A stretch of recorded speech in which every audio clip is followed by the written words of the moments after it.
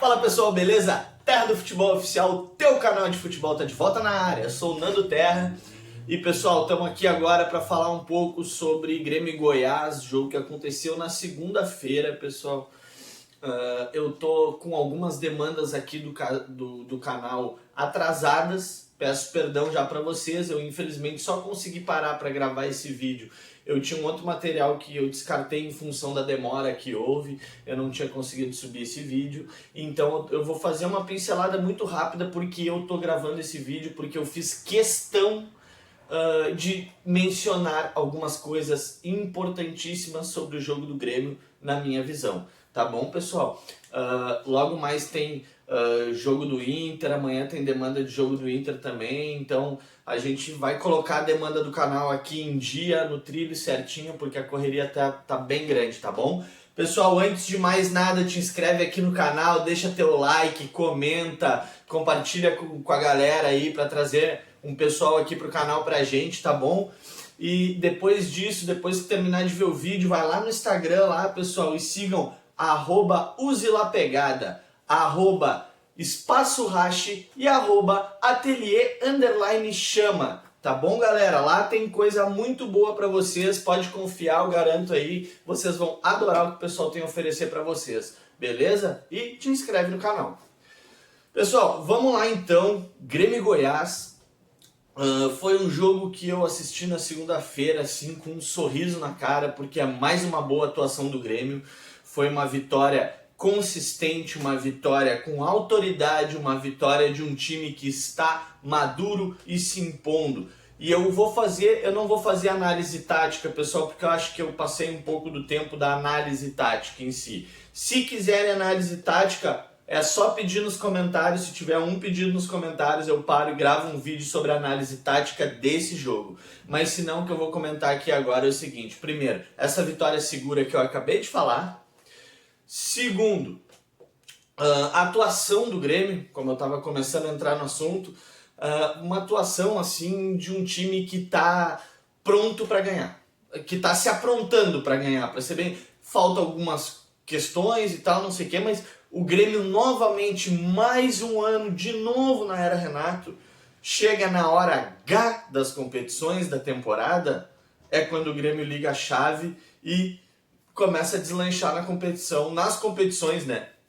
E já vou falar o seguinte, eu tô aprendendo ainda junto com vocês, pessoal, essa coisa de internet. E às vezes eu fico muito cheio de dedo e muito polido, às vezes falo umas maluquices, mas às vezes tem muitas que eu não falo. Quem me conhece sabe que meu canal era para ser virado em maluquice se eu fosse falar tudo que eu penso.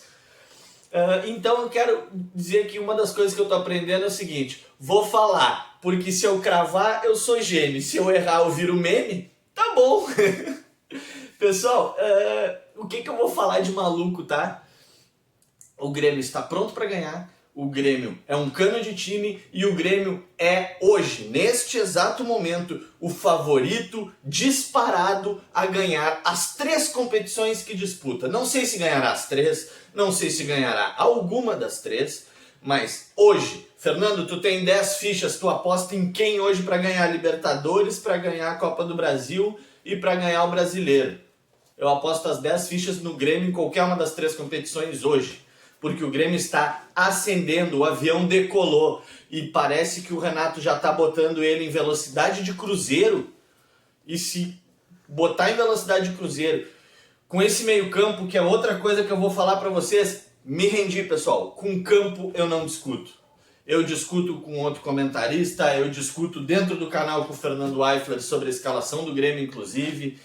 Eu discuto com o meu pai, eu discuto com os meus amigos sobre futebol, mas com o campo não.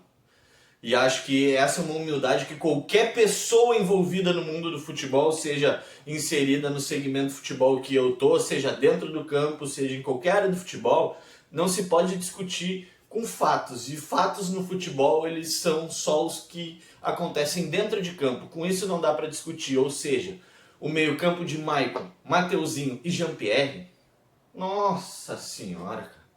Que coisa linda de ver jogar. Eu fiquei muito preocupado no início do jogo do Grêmio quando eu vi essa escalação, que eu digo, cara, é muito leve, é um meio-campo muito leve, muito jogador.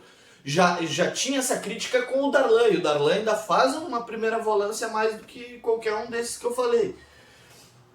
Agora, o Maicon fez o Jean-Pierre crescer, o Jean-Pierre fez o Maicon crescer, o Mateuzinho encaixou perfeitamente a movimentação dele, porque Maicon, a minha grande preocupação foi o quê? Além da falta do primeiro volante, o Maicon é lento, Jean-Pierre é lento, vamos ser sinceros, mas eu já quero falar do Jean-Pierre.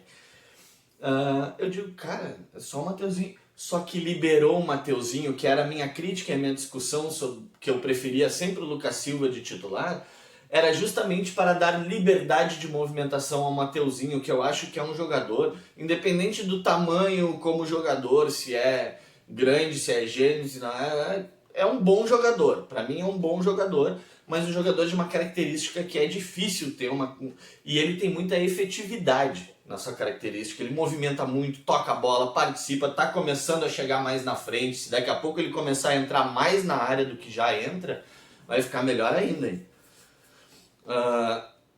E aí, pessoal, tudo isso contribuiu para que esses três jogadores se procurassem, apesar de um ataque que não era o ataque titular. O PP começou no banco, né, esse jogo, se eu não estou enganado. Vou fazer uma outra menção, o que jogou, principalmente no primeiro tempo, o seu Diego Souza. Alô, Denilson do Dibre da Vaca. E o Diego Souza, hein, Denilson, que o senhor é muito crítico do Diego Souza, que a gente sabe. Grande abraço, meu velho, mas vamos ter que conversar sobre Diego Souza, viu? Porque o homem tá gastando. O Diego Souza tá gastando, cara, impressionante. Pessoal, aí então eu quero falar agora sobre o que há de melhor nesse jogo. Aliás, sobre a segunda coisa melhor nesse jogo. Eu deixei o melhor pro final. Jean-Pierre. E aí todo mundo, Jean-Pierre é a segunda? Sim, Jean-Pierre é a segunda. Nesse último jogo do Grêmio, Jean-Pierre é a segunda melhor coisa do Grêmio. Mas é monstruosamente uma coisa boa, porque esse rapaz é gênio. Esse rapaz é um gênio, ele não faz força para jogar. Ele tem uma facilidade para bater na bola e ele tem uma coisa que passa desapercebido, quase que até para mim, para muitos de vocês devem. É muito difícil perceber o que eu vou falar agora, porque tem que se atentar, tem que estar observando aquele jogador os 90 minutos para perceber o que eu falo, que é o seguinte, galera, o Jean-Pierre ele tem um acerto na sua tomada de decisão. Sempre que ele tem mais de uma opção com o que fazer com a bola, ou ele escolhe a melhor das opções, sempre escolhe a melhor das opções, ou em raríssimas oportunidades que ele não escolhe a melhor, ele também não escolhe a pior, ele não escolhe a melhor, só que daí ele executa com tanta qualidade, mas com tanta qualidade, que torna aquela opção melhor do que a que seria melhor. Entenderam minha loucura? Melhor, mas acho que vocês entenderam, né? Ele toma sempre a decisão correta, sempre, e isso é uma coisa que tá muito difícil de se ver no futebol atual. Como o futebol tá muito rápido, e eu acredito até a esta questão do acerto em tomadas de decisão, que o Jean-Pierre não é um jogador tão intenso, tão rápido, sem a bola, correndo, né? Até tá melhorando muito, vamos deixar bem claro, o Jean-Pierre está mais participativo sem a bola, está com uma disciplina tática melhor, mais preocupado taticamente, isso é visível, ele está melhorando em todos os aspectos. E, alô, Leonardo Vasconcelos, obrigado pelo reconhecimento, me mandou uma mensagem depois do jogo, segunda-feira, porque eu falo para ele há horas nas nossas conversas que o Jean-Pierre é um jogador que o Grêmio ainda não tinha, há um pouco tempo atrás o Grêmio ainda não tinha a real dimensão do tamanho da joia que tem dentro da arena. E eu acho que agora o Grêmio se deu conta. Esse jogador é um monstro e se tornará um monstro sagrado do futebol. Escutem o que eu estou falando, o Jean-Pierre é um monstro. O que vai acontecer na carreira, pessoal, eu estou arriscando aqui, como eu falei, estou cravando ou vou virar meme, mas para mim hoje não existe ninguém no futebol brasileiro que jogue a unha do dedinho do pé do Jean-Pierre. Tá bom, pessoal? Galera, para encerrar, tá? eu vou falar de uma coisa que está me brilhando o olho, que é o porquê eu estou fazendo esse vídeo, que é para falar que o seu Renato Gaúcho possivelmente, escutem bem, possivelmente esteja muito perto de uma revolução tática. Isso mesmo, revolução tática, é essa palavra que eu usei mesmo. Vou explicar por quê, galera. Eu sempre estou gesticulando com vocês, em breve a gente vai ter aí, se Deus quiser, uma mesa tática para exemplificar as coisas táticas para vocês. Mas eu estou sempre gesticulando para vocês de linha defensiva, de linha alta, de marcação em linha alta, marcação em linha baixa, que o time tem que se mover em bloco, que ele vai para frente, que ele vai para trás. Vocês já devem estar um pouco acostumados com isso aqui no canal. Eu vi o Grêmio fazer uma coisa que eu não lembro de ver, uma coisa treinada, né? Não foi um impulso do jogo, me pareceu que vem sendo trabalhado isso pelo Renato, que eu vou chamar de uma fusão do futebol de antigamente com o futebol moderno, porque a gente sabe que o Renato, ele é resistente a algumas atualizações no futebol. E eu não estou falando isso como crítica, tá? Independente, vai ter gente que acha isso bom, gente que acha isso ruim. Eu acho que o perfeito é o que talvez o Renato esteja fazendo, que eu estou falando para vocês. Normalmente os times, pessoal, no futebol moderno, para vocês entenderem o que eu quero dizer, eles se mexem como? A gente sempre cobra o quê? Que o time tem que ter compactação, que não tem que ter muito espaçamento no entrelinhas, que tem que saber subir as linhas de marcação, o time inteiro se movendo em bloco, que tem que descer as linhas de marcação, o time inteiro jogando em bloco. Ok, isso é ótimo e tem que partir daí mesmo. Agora, lembram que eu sempre falo uma coisa sobre o Grêmio, da era Renato, de como é um time maduro e como nenhum outro time, nem o Flamengo do ano passado, não sabia ler o jogo e se adaptar às circunstâncias do jogo tão rapidamente e tão precisamente quanto o Grêmio faz. E o Grêmio nunca perdeu essa característica, mesmo ali atrás quando estava bagunçado, quando a coisa estava, ainda assim tu viu o Grêmio dentro de campo como time entender o jogo, se modificar de acordo com a necessidade do jogo. E cara, o Grêmio ele inventou uma mecânica que, por exemplo, ele não está mais, ele parece que ele foi um degrau acima da coisa de compactação tática e movimentação em bloco. Porque para isso tu meio que delimita um limite delimita um limite é ótimo, né? Mas tudo bem. Tu limita a movimentação das duas linhas extremas, da linha defensiva e da linha ofensiva. Compacta elas num espaço de 30, 40, 50 metros aí, de acordo com como tu vai jogar. E essas duas que vão ditar essa movimentação. E a do meio acompanha. As linhas do Grêmio, elas estavam partindo deste princípio no jogo contra o Goiás. Só que quando o Grêmio precisava ocupar mais o campo, preencher uma área maior de campo, de acordo com a necessidade do jogo, em vez do time subir em bloco e aí teve que descer em bloco, e isso a gente está vendo muito no futebol brasileiro, pessoal. Virou moda agora, vamos subir as linhas de marcação, vamos marcar alto.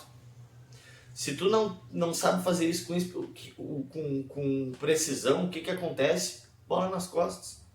Bota dois velocistas, porque a tua linha de zagueiro, a tua linha de defesa vai estar no meio de campo. Se tu tiver um bom passador de bola e dois caras para correr pelo lado, acabou, velho. Pode ser um timaço que vai tomar bola nas costas na correria. O Renato está resolvendo isso. Porque o time do Grêmio ele parte dessa formatação, mas quando ele identifica que ele tem que preencher o campo, ter um preenchimento maior de espaço durante o campo, em vez dele subir e descer de acordo com a correria do jogo, ele está dando autonomia para as linhas se movimentarem independentemente e não só como um organismo inteiro. Porque a linha de meio campo do Grêmio, por não ter o primeiro volantão e ter três caras que se movimentam e tocam bem a bola, ela está liberada para compactar mais com a linha defensiva, sem a bola, e com a bola se entregar mais ao ataque, se jogar mais ao ataque, né?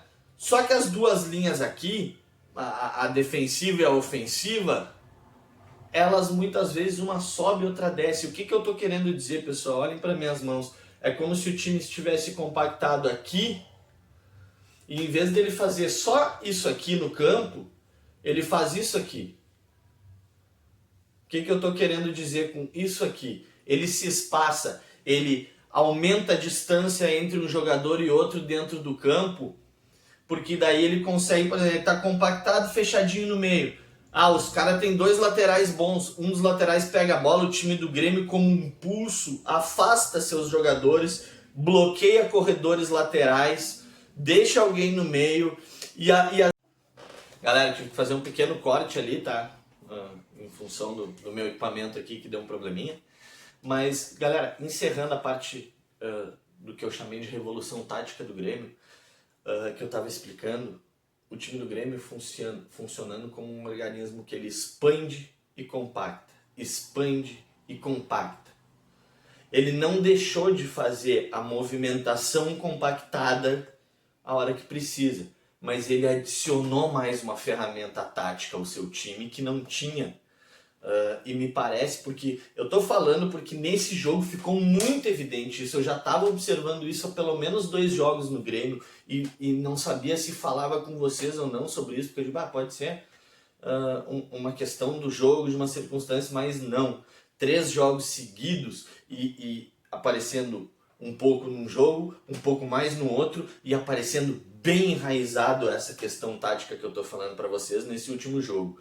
Se eu estiver certo, o técnico Renato Gaúcho pode estar desenvolvendo uma revolução tática no futebol. Sim, é uma revolução que ele está criando algo, talvez não, mas ele não está criando algo novo, mas talvez ele esteja criando uma composição de ferramentas táticas. Não sei bem as palavras que usar para tentar me fazer entender, mas me parece que ele está fundindo características, ferramentas táticas e modelos táticos que eu não lembro de alguém fundir assim, escolas diferentes, vamos chamar assim, dentro de um mesmo time.